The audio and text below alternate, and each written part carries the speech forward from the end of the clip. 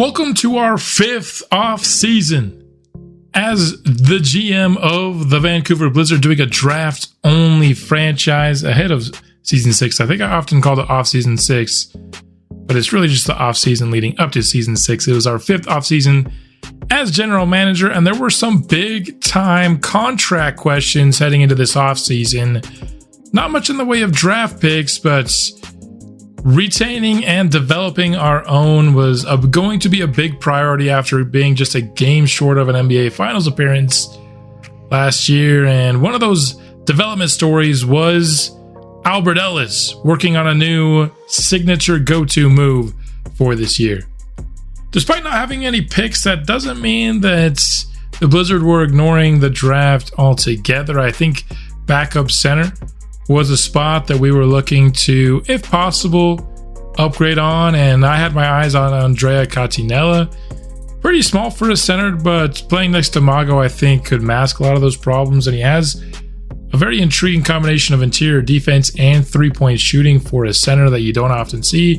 He was going to go very high, and it would be very unlikely that we'd be able to attain him, but the Blizzard were at least going to try and upgrade the center spot with him. There are also some other good center spots, but he was the best. But leading up to the drafts, the Blizzard front office was informed by Ayrton Saramago that he wanted them to acquire his brother, who had officially declared for this draft class.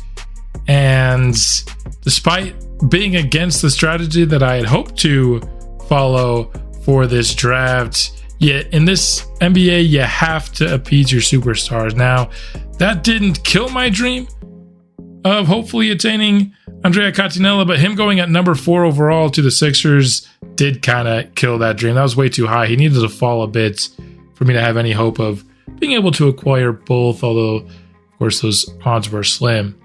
Getting now into the 20s, this is where Saramago could potentially start to go. So we made a deal here with the Raptors using our one kind of tradable player that actually had a contract going into this year in Omer Ozit, our third pick that we made last year, as well as a second rounder.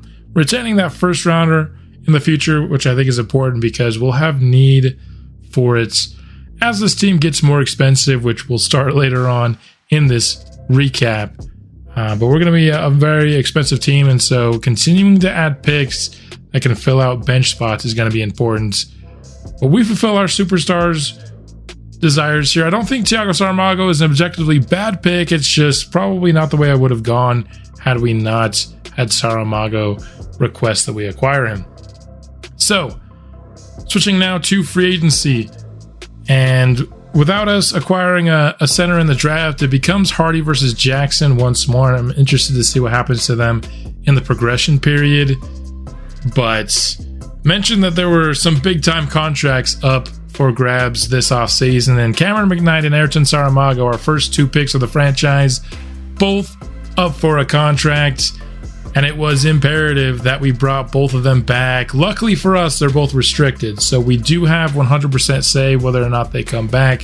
Saramago got a lot of interest, but only 2 really serious offers, but we get to offer him a longer contract than anybody else, as well as more money, and Saramago is just the caliber of player that the way that the NBA contracts are structured, he's going to be a good value, even when you're giving him the max.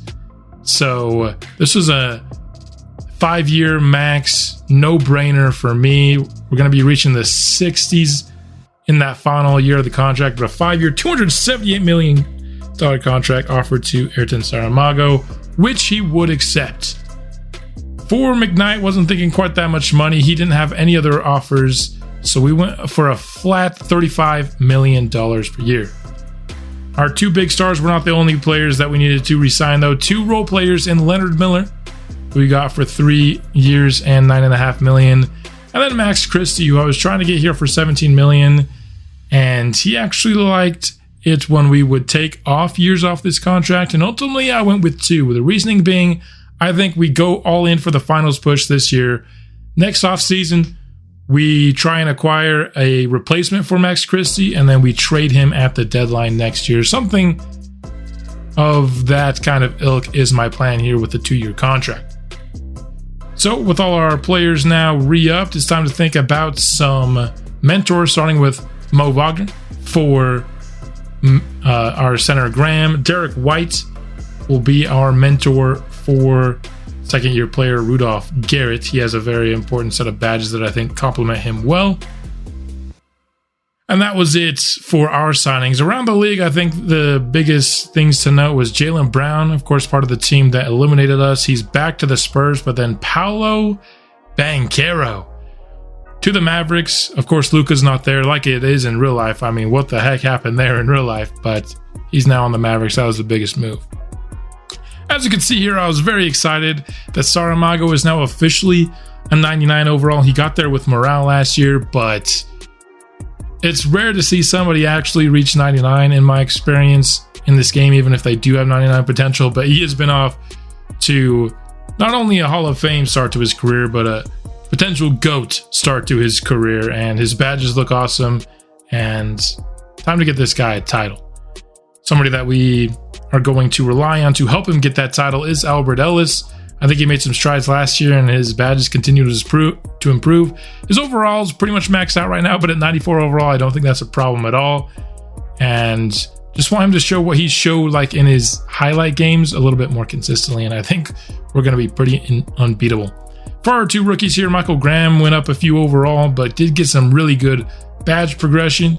Same here with Rudolph Garrett. We know we didn't go for the highest ceiling with these guys, so we're not going to get the +7s and the +8s they'll get with those high ceiling players, but the badge progression plus the solid, now kind of low mid 80s from both of those players, I think makes us more formidable. But now it's time to review kind of what the situation is for backup center. Unable to acquire anyone, it becomes Victor Jackson, who's now an 81 overall with 7 badges, though I think he got most of those last year. I don't think he really gained much this year, but he did go up 3 overall to an 81. I think he's objectively the better player over Andre Hardy, but I think Andre Hardy's skill set, he's a better three-point shooter, he's a better interior defender. Ultimately, from the backup center, I feel like that fits better with our squad. So do you play your best players, or do you go with the best fit? And ultimately, we're talking about our 8th man. And so I think, if you're talking about a starter, play your best players, but when you're talking about like an 8th or 9th man, fit becomes more important. Clayton Rodman here didn't progress quite as much as I was hoping. His defense didn't go up at all, which I think is a point in the favor of having Hardy play over Jackson. I do think, Jackson, he improved his three-point shot as well, so it won't be as bad as it was last year in terms of how it looked. But I think either one could win, and whoever we don't select probably ends up being somebody that we trade. And in that case, Victor Jackson would probably net us more in a trade, but at the same time, he's just the better player. So I don't know what way I'm leaning right now. You'll see whenever we start the season. But here, as I update our rookies drip, there was a comment on stream to kind of make him look a little bit like Melo, so that was the goal here. That's gonna be the end of our recap here. If you want to see more of the offseason in detail, of course, we did it over 2 live streams here on the main channel, and doing stuff for both the Blizzard and the Sonics on that. But I'm excited for year 6. I think this is a year that there's started to be a little bit of pressure. Of course, we're still a really young team, but being just 1 game away last year, I think there's now an expectation in the fan base that this is a team that can go all the way to the finals. And we are the prohibitive favorites. We're number 1 in the power rankings ahead of next season. We'll see if that ends up being the case and we win our first championship. Season 6 will start soon, and I'll see you then. Bring the Blizzard.